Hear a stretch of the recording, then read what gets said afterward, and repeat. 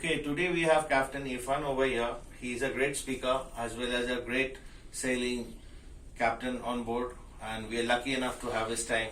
Captain sir, welcome this show. Yeah. And as well as we do have a lot of questions behalf of all the youngsters. So I would like to ask you that, Captain sir, can animals sail on board?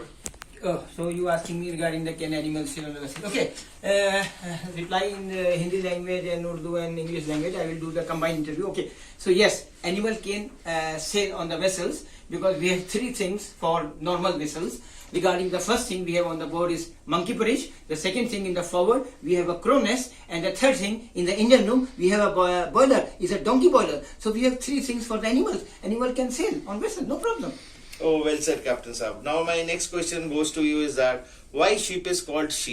देखिए सब she क्यों कहते हैं सब? Because the ship called is she. Because ship you see always attracts to the boy. We can put lot of lipstick, nail polish, painting we do, and you see we can load the cargo. You can load the cargo in the hatches and in the holds, and lot of people behind in the ship. So this is the reason ship called she, not he.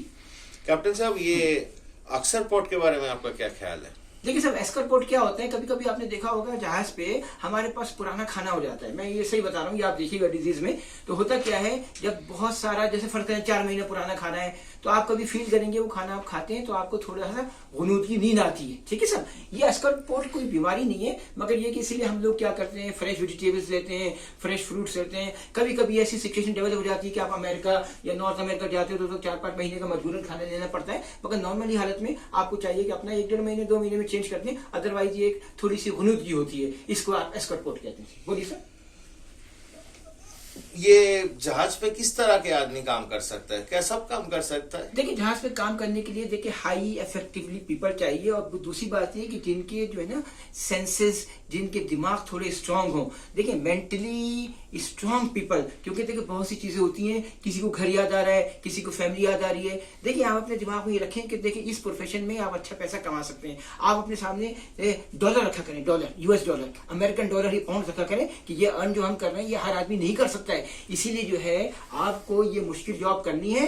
Rolling भी मिलेगी, fishing भी मिलेगी, piracy भी मिलेगी, मगर देखिए किराने में आप 10 टाइम लेस कमाएंगे। आप ये सब बातें दिमाग में रखें। मेंटली स्ट्रांग पीपल वो कैन इजी जॉब कर सकते हैं। ये सब बोलिए sir. What is the MOB actions? देखिए सर रिएक्शन से मैंने आपको पता है मैन ओवर बोर्ड है, आपको पता है जिस पे आप अपना रिमार्क कर दें, आप जो है अपने GPS के अंदर वो आप अपना टच कर दें। जो है नॉर्मली क्या होता है, release man over board boy from the bridge. अगर आपके पास डेक पे बंदे हैं तो उनको चाहिए कि शाउटिंग करें, कोई पॉइंट अपरेटस फेंकें बंदों को बचाने के लिए। देखिए ये बहुत डिटेल का है, मैं तो इस पे पूरा एक लेक्चर दे सकता हूँ इमरजेंसी पे। फाइनली जो है फिर आपको ब्रिज से अपने डिस्ट्रेस सिग्नल पेन वगैरह ये जाना पड़ता है, डिस्ट्रेस सिग्नल देने पड़ते हैं। आखिर में आपको कप्तान को एक्शन लेना पड़ता है, विलियम टर्न, शान ओटन, मुख्तलिफ चीजें सब। ये MOB फाइनली आपको बंदे को बचाना है। कोई भी चीज जो कि लाइफ बॉय है ब्रिज से या पॉइंट ऑपरेटर, इन चीजों को इमीडिएटली फेंकना है सर। जी सर बोलिए। बहुत बढ़िया कैप्टन साहब, इससे हमारा नौजवान को काफी आइडिया मिलेगा। Thank you sir. कैप्टन साहब आप मेरे को जरा, मेरा व्यूअर्स को जरा बताइए सोलास 11-1 और सोलास 11-2 क्या होता है? देखिए सोलास 11-1 ये आपको पता है सेफ्टी ऑफ लाइफ एट सी, ये क्यों आया सर? आपको पता है टाइटैनिक का इंसिडेंट हुआ था तो सोलास का इंप्लीमेंट हुआ था। ठीक है ना। देखिए 11-1 जो है सोलास में ये इनहांस मैरीटाइम सेफ्टी है, और सोलास चैप्टर 11/2 जो है वो आपका इनहांस मैरीटाइम सिक्योरिटी है।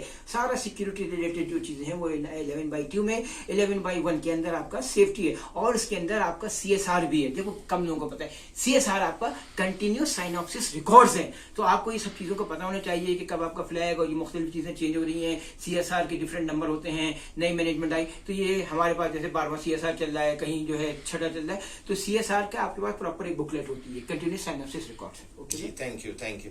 और ये कैप 1, कैप 2, कैप 3, कैप 4 क्या होता है कैप्टन देखिए साहब? आपको पता है ये कैप रेटिंग्स हैं आपकी, हाई मशीनरी वगैरह के लिए होती है।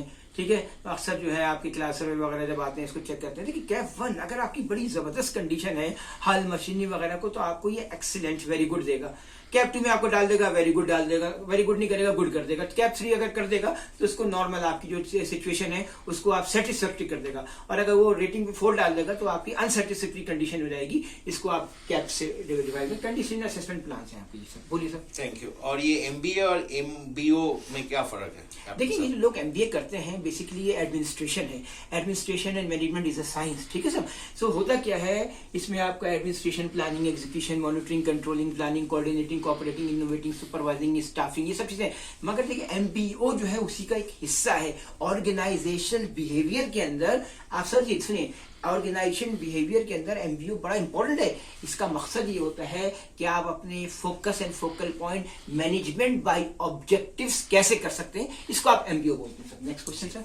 और ये गार्बेज स्पेशल और स्पेशल सेंसिटिव एरियाज के बारे में आपका देखिए क्या मैं आपको ख्याल बोलना है? चाहता हूँ, ये कम लोगों को पता है, स्पेशल एरियाज भी होते हैं। स्पेशल अब दुनिया में गार्बेज का स्पेशल एरिया है, आपका जो है सीवेज का स्पेशल एरिया है, मगर ऑयल का special area. Special sensitive areas जो हैं वो आपका Cuba, La Habana, very sensitive area, great barrier reefs, ये आपको पता है, ये आपके बहुत ज्यादा स्पेशल सेंसिटिव एरियाज हैं। कभी आप ऑस्ट्रेलिया वगैरह जाएंगे, जब बॉबी आइलैंड, थर्सडे आइलैंड से पास करेंगे तो बिल्कुल ये आपको सेंसिटिव एरियाज नजर आएंगे, और ये आपका क्या कहलाता है, special sensitive areas, Cuba, La Habana sir. Thank you very much sir. और sir okay sir, bye sir.